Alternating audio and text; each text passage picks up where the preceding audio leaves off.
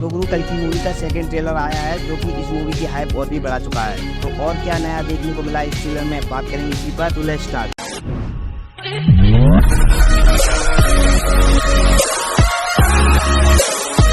तो इस ट्रेलर में बहुत सी चीजें रिवील हुई है जिसमें हमें महाभारत के भी कुछ ग्लिम्स देखने को मिलती हैं। जैसा कि हमें पिछले ट्रेलर में दिखाया गया था अश्वत्थामा का कुरुक्षेत्र का एक सीन, वही सीन हमें इस बार भी देखने को मिला है। यहाँ अश्वत्थामा किसी हाथी से टकराता है और अश्वत्थामा और हाथी का कॉन्सेप्ट शायद ही कोई ना जानता हो, लेकिन मैं फिर भी बता दूं कि जब गुरुद्रोण ने पांडवों की मृत्यु की प्रतिज्ञा ली थी तभी श्री कृष्ण ने उन्हें मारने के लिए उनसे झूठ कहलवाया गया था कि अश्वत्थामा मारा गया लेकिन हाथी। उन्होंने सोचा कि उनका पुत्र मारा गया, तो शायद ये हाथी वाला सीन वही होगा। और इसमें हमें भैरवा वशिष्ठ अश्वत्थामा की फाइट के कुछ सीन्स और भी देखने को मिलते हैं। क्या पिछले ट्रेलर को देखकर सोचा था कि भाई भैरवा अश्वत्थामा से कैसे जीत पाएगा, लेकिन भाई ये सीन में तो कुछ अलग ही है। भैरवा अश्वत्थामा को अच्छी खासी टक्कर देता हुआ नजर आ रहा है, क्योंकि भाई उसका जो कवच, जैकेट, भुज्जी, इसकी वजह से अश्वत्थामा को थोड़ी तो तकलीफ होगी उसे हराने में। बट स्टिल आखिर है तो वो एक चिरंजीवी भी, और एक इंसान वशिष्ठ चिरंजीवी की फाइट जो कि द्वापर युग से जिंदा है, और फाइट का एक्सपीरियंस कितना है वो शायद बताने की जरूरत नहीं है। एंड फिर हमें एक सीन में संबाला दिखाया जाता है। तो संबाला वही जगह है जहाँ कल्कि का जन्म होगा। यहाँ भैरवा को हराने के बाद अश्वत्थामा दीपिका को संबाला लेकर आते हैं, और अब मान्यता ये है कि संबाला एक गुप्त जगह है जो हिमालय में कहीं पर है। और जब दीपिका संबाला में आती है तो वहाँ बारिश होने लगती है। तभी वहाँ एक औरत बोलती भी है कि कल्कि,